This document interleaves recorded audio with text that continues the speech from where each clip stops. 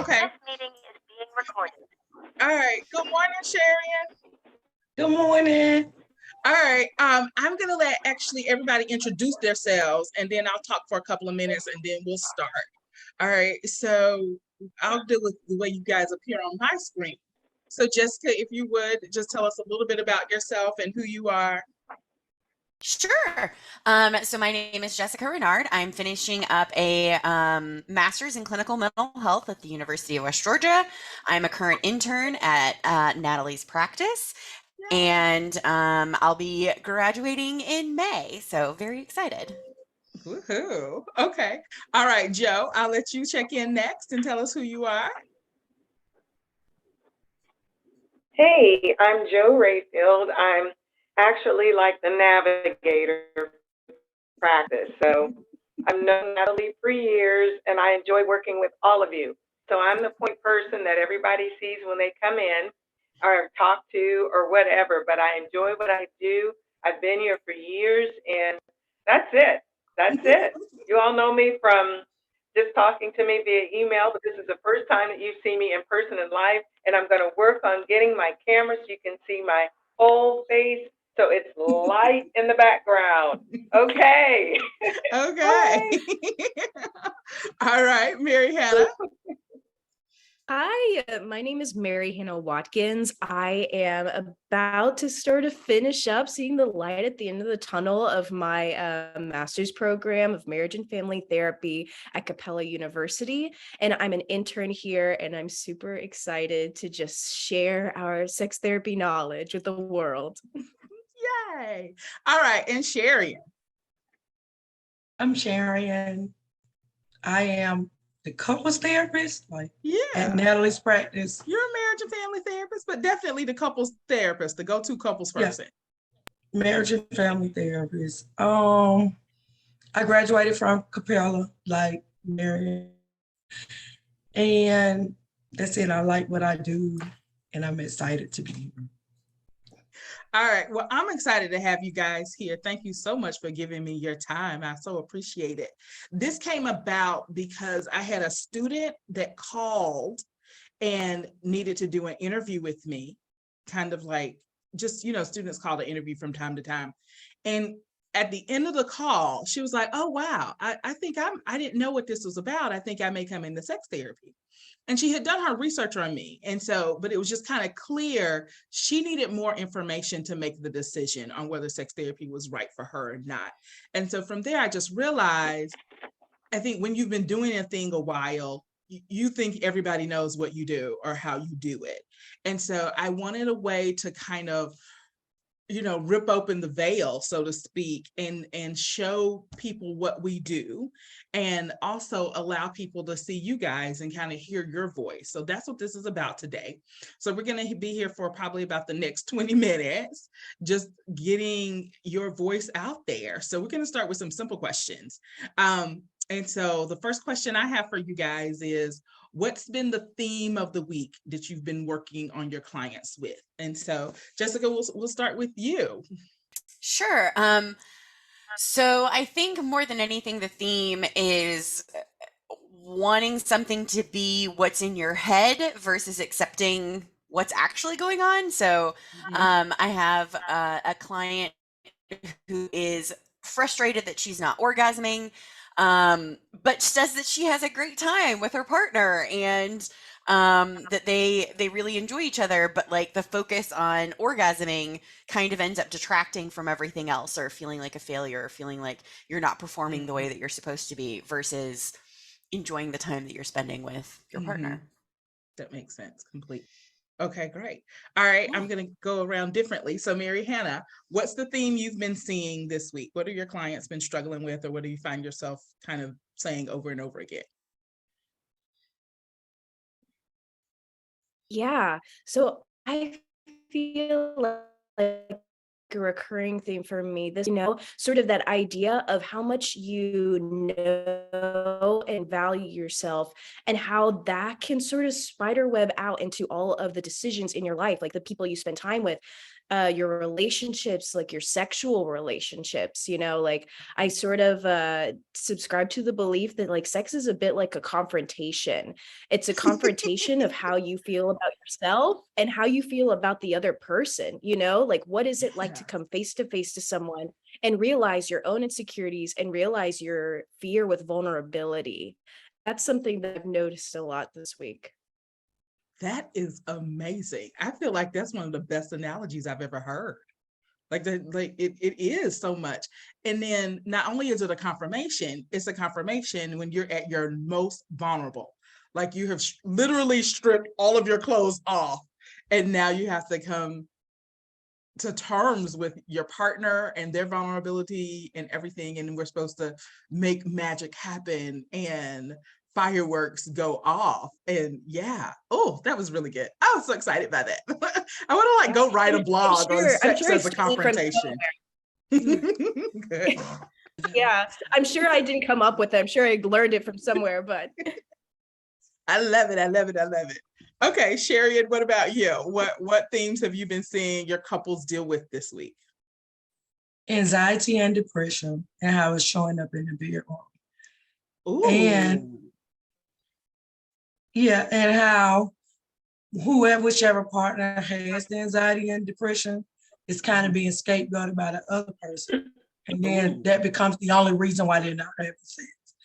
And so they lacking the ownership of their part in the whole, in the whole interaction between the two. Yeah. I don't even know if we talk enough about that. And I can't think right now, is there a specific book that talks about how anxiety takes a toll on couples and couples in the bedroom specifically? Can you guys think of a book that's like Sex and Anxiety 101? Huh, that's interesting. Sexual intelligence talks a little bit about how anxiety and like having that perception of normal functionality and some of that is putting a lot of pressure on it. And so like anxiety to perform. Wow, that's interesting. Excellent. Okay. All right. I'm gonna start looking for that. And maybe that needs to be our book that we write together with that. And also, sex and depression. It's hard to have sex with somebody who's depressed, and it's gonna come out in multiple ways. And then I don't know if a person coming out of a depression, I'm sure sometimes it helps a sex life, but sometimes it also probably shocks a sex life. Like you haven't had sex with me for 4 years and now you're on medication and you want to have sex with me once a week. Like how do I turn on a dime like that? So, and being aware of how depression medication affects sex. Because like SSRIs can absolutely depress the sex drive. Right. So now we have you better and you're functioning better. Still don't want sex. And now you don't want sex because the sex drive isn't there. Oh my gosh. Okay. This is really, really good. All right. And then Joe, what have you been hearing on the phones? Because Joe takes all of our intakes calls. So if anybody's listening out there, she's going to be the person you talk to first. And so Joe, what have you been hearing on intake calls? What are people talking about? I hear a plethora of things. And first off, what I hear when people call is the difference between what they think sex therapy is and what it actually is. Yeah. And sometimes people are thinking it's touching, and we have to clear that up. It's not touching in sex therapy. That's not sex therapy. So I start off getting them kind of like a definition of what it is. It's more, talking, navigating, our clients through the different processes of how to get to the root of things. But what I have heard is a little bit of everything that everyone mentioned, and just kind of, it's been a lot of the sex anxiety that we talked about. It's also been, and I'm going to spin over to someplace else, there's a lot of couples calling in for poly relationships. So I've heard a lot of that. And if we talk to a lot of the clients, we have therapists that talk about, the poly relationships. But it's been just anxiety in having sex with the partner and how to navigate through that properly. And if they can get help, because a lot of times when people call, they want to please their partners. but they get anxious. They Yeah. get real anxious. And that's a concern because it's hard to actually perform when you're anxious about what it is that you're wanting to do. So that's what I hear a lot. I hear a lot of that. Are you there? I am. I'm sorry. I had to like get off screen for Okay. 2 seconds, but I was here. I was listening. I didn't want to interrupt you to do what I needed to do real quick. Oh no. So So sorry about that. yeah, so All right. that's it. But people that call, it's really interesting. They're real relaxed, and there is something to be said about people talking to strangers. I love talking to the people who call, and I just love it. I love the personalities. I love, everybody that comes through here is just really willing to get help. They're open about it Yeah. and honest, and I appreciate that. I Yeah. appreciate the therapists that we have because my main thing to them is that we care about our clients. It's not Yeah. always about the money. Talk Yeah. to us about what it is that you need. Let us help you. We're here to Yeah. help you. Yeah. Throughout the pandemic, we had a lot of clients that had, just financial challenges and so forth. And therapists were willing to help in that situation just to make sure that the clients got what they needed. So I know I went around robin, but there's a lot in there, and it's a loaded question because we deal with a lot of different people, a lot of different personalities. I'm Yeah. going to stop there. Okay. All right. So I'll jump in there. And the theme of the week for me this week has been microdosing. And so it's very funny that it started out at the beginning of the week in microdosing, maybe some things that were not so legal.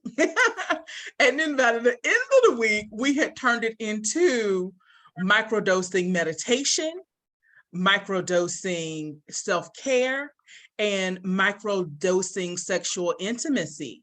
So a lot of my clients are talking about, how do I do all of this, raise the kids, work a full-time job, check on my mother who's in the hospital, or my father who is in the nursing home, and still show up for church and eat on time and try to exercise. And after all of that, I really would like to be intimate with my partner. Like, they're in this thing, they're doing it with me together, but we are ships passing in the night. Like we are just. And so we've been talking about, like, what does microdosing sexual intimacy look like, And so we don't have even a full 30 minutes because my eyes are shutting in 10.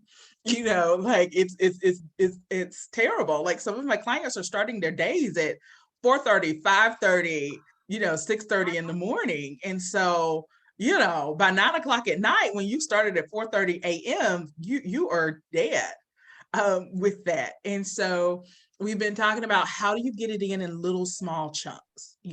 What is that like? Is that a 5-minute phone call in between meetings, and or is it some quick, like the teenagers do, sexting, and I'm encouraging my adults to do that? Like, what does that look like? Just kind of maybe to keep that sexual connection, even when I haven't seen you for 2 weeks. Because when I was coming in town from handling my mom, you were on your way out of town to handle your dad. Like, it's just, crazy. But how do we maintain a connection? And so being able to kind of microdose sexual intimacy, microdose, like, if it's just like a 5 minutes, let's just jump in this closet for 5 minutes. Let's lock the world out and just have 5 minutes where I can just like kiss you passionately, or just even just hug you to remember that we are intimately connected. So it's been really fun to kind of talk about it. And it really started from, like, just how do I even, because for especially my female clients, how do I find a moment for my partner when I can't even find a moment for myself? And so I need 30 minutes of meditation before I have 30 minutes to give to my partner in a sexual experience. And so we're talking about, but if your schedule literally doesn't have that, then what do you do? What do you do? And so maybe it's figuring out how to chunk it down into 5 minutes of meditation. So 5 minutes of meditation, 5 minutes of walking around the building, or just maybe walking down the hallway to get that self-care, and then 5 minutes to spend and connect with the partner. So this has just been really interesting. We've taken that word microdosing and just made it mean something and so comical this week. All right, if you guys could tell the world something about either something you've seen this week, to warn a future client, like you just want people to know, what would that be? And we'll start with you, Jessica, again, and I may have to go off camera another second. Sure. But I'm here and I'm listening. I just got to move around. So I think the biggest thing that I would want people to know is Mhm. talk about it.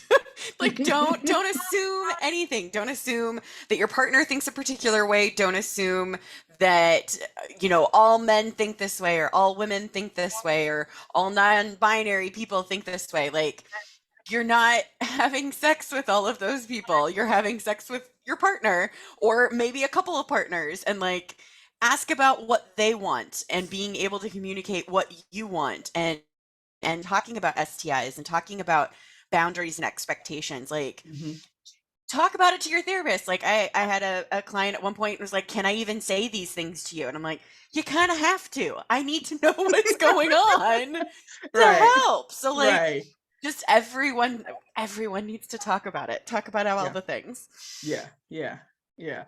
One of my dear friends who's a sex therapist, she wants to start a podcast or a movement talking about it's just a conversation. Like it's just a conversation, and that's kind of her mantra right now. Like, it's just a conversation. Like the words they may hurt. I can't say they won't hurt, because sometimes if we're getting a critique, it may sting a little bit, but at the end of the day, it's a conversation. Like, it's words, and we got to have it. So, that was really great, Jessica. All right, Mary Hannah, what do you think? Yeah, so I think for me, what I would want everyone to know is that your sex life is not the problem. Like, so many people come in and they think like, okay, I need to be having sex more. Like, that's the thing. I just need to up my sex drive, and that's what the problem is. And it's always the person that doesn't want sex as much as the other partner, that they're always the one that needs to sort of get with the program, right? Mhm. And I want people to know that whatever is happening in your relationship right now, it makes it make perfect sense that there's not a lot of sex happening. And so Yeah. that's what I want to talk about, is what are the dynamics happening in the bedroom and out of the bedroom that are increasing or decreasing your sex drive? What are the things that are really happening in your relationship and internally that are either creating or distinguishing desire? Mm-hmm. Oh, that's really, really good. Because I know I was in a conversation, I think it was a supervisee, and I can't even remember where their supervisee is or what, but I do remember saying, we can't do anything about that. They don't like their partner. Like what, I don't know what they want us to do. You literally don't like your partner. And so we got to get you at least to a place where you like your partner before we can, work on you having sexual desire for that person. And so it was just very, very interesting. I think sometimes we forget we're just human beings, as complicated life, like we are human beings, as complicated as we can be. Sometimes we're really simple. It really helps to like the person you're having sex with. It really does. So, all right, Sherry, what for you? What's Okay, the so- sermon you'd like to preach this week? That's funny. It's only funny because one of my clients said, are you some type of pastor or something? That threw me out really bad. And I said, well, maybe I'm not doing my job right, because I'm not understanding why you thinking I'm a pastor. Maybe it's something wrong with what I'm doing, because I'm like, did you really get pastor vibes from that? So that was just funny. So I was really going to just add on to what Mary Hannah was saying, because I was thinking the same thing. I was like, okay, what am I going to say when it comes my turn? And I was thinking about how I just think of things in a relational perspective. Like marriage and family therapists, we just believe in second order change. not really first order. So Okay. it's Wait, almost tell us what that means, because the average person doesn't know what that means. okay. So for sex, in a sense, we don't quite fix the sex itself. We may fix the communication. We may try to think about, why is this even a problem? Do you need sex to be your problem? Or are there other problems? And you sort of kind of work from a different end of the continuum and Yeah. hope that sex will change. Yeah. Almost in a way that sometimes you may not mention sex at all. And I believe that it works, because then my clients started to come back and report that, you know what? We actually had sex for the first time Yeah. in 6 months. Oh, So that it's other things besides that. So it's not like you just focus on A fixes B or A causes B. So you Right. just really think of things in a really broader perspective, and you just hope that in the end, well, not hope, but through your experience, you just understand that it works, and you Yeah. understand it in a way, because your couples or relationship people start to increase that. And Yeah. it could just, even furthermore to what Mary Hannah was saying, what is the story that you even told yourself about Yeah. sex that Yeah. makes this difficult? So what if you only have sex two times a month? Is it quality? Are both people happy doing it? Yeah. What's making you feel like you need to have it Yeah. 6 times out in a month? Why is that even a problem? Yeah. Yeah. You got a very point. If both people are happy, then it's working for you. It's working for you. But I want to chime in on what you just said about we hope.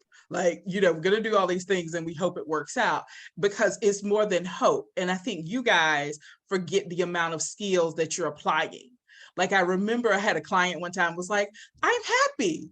I know, because we've worked on you getting your social supports in place. We're working on you feeling like you have a purpose. We work on making sure you're having fun, you're exercising, like you're doing all of the things. And so it's not you magically became happy. Like, we've been working on this for years, and now we finally have all of the components in place of what goes into making a happy, fulfilled life. And so you guys as professionals, you can see, oh, this is out of place, this is out of place, this is out of place, this is out of place.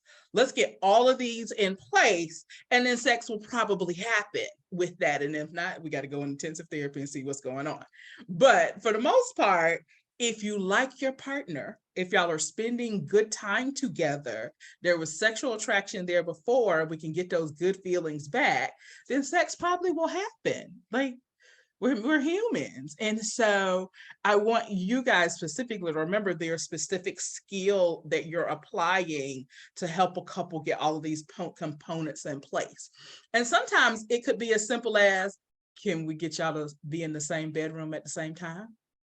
Like, let's just see what happens if that happens, with that, just because we have couples who'll be on completely different schedules, completely different, or my back is hurting, so now I'm sleeping on the couch because it works wonders for my back. And okay, well, sex isn't going to happen if you're there in the bedroom and you're on the couch. And so how can we meet in the middle? Can we meet in the guest room on Fridays at 2 and just see what happens from being in the same place at the same time with a bed?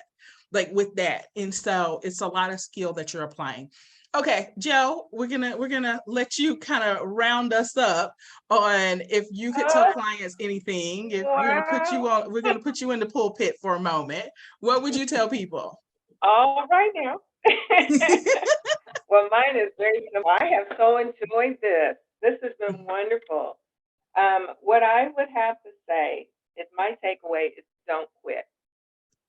Don't quit Ooh. and don't give up. Yeah. Come in expecting to get what it is that you need, but don't quit. Don't think that there's not a way to get things resolved. Don't think that there's not a way to make things better. There is. And that's what I have to say, is just come with your expectations up. Come with it up. And I enjoyed hearing everything that everyone said. Just in summary, I think this is going to help a lot of people, just in general, to see your personality, see all of our personalities, and know that they're not alone. I hear that a lot. when people call, they're like, I thought I was the only one that was going through this. You're Mhm. not. Yeah. And I talked to someone last week. Yeah. They're like, there's a lot of people out here. That's why we're here. Yeah. Yeah. And, they said, I thought I was going through this by myself. I thought I was the only one. And when they find out that they're not, it helps them relax. They're like, oh, thank goodness, I'm not strange. I'm not Yeah. weird. I'm not from outer space. Yeah. So that is a level of for people. So I just say, come expecting. We welcome you, and we can't wait to see you. Yeah. And Yeah. thanks for joining. Yeah.